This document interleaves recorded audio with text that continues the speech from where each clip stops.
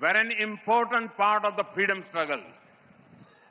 After we won freedom, our constitution maker, led by Dr. Babasaheb Ambedkar, gave us a wonderful constitution. It lays the foundation for a strong democracy where everyone is equal. Every moment of my life, I have strived to uphold the values of the Constitution. I have been part of the movement to save our democracy during the emergency. Recently, I heard that someone from the DMK said that they do not fear me or my father. Let me say this clearly. In our democracy, nobody needs to fear anyone.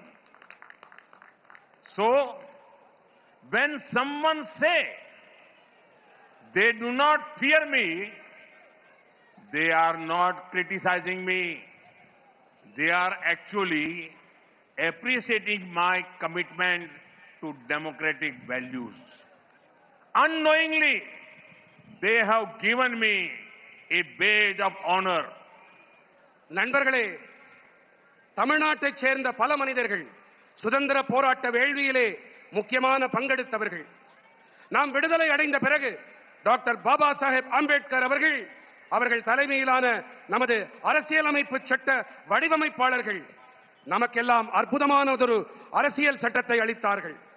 அனைவரையும் சமமாக கருதும் பலமானதொரு ஜனநாயகத்திற்கான அடித்தளத்தை இது நமக்கு அமைத்தளிக்கின்றது. என் வாழ்வின் ஒவ்வொரு கணத்திலும் அரசியல் சட்டத்தின் நன்மதிப்புகளை உயர்த்தி பிடிக்க நான் கடமையாற்றி வந்திருக்கின்றேன்.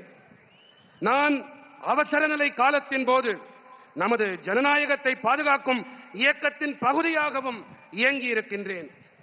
நண்பர்களே, ஒரு விஷயம்,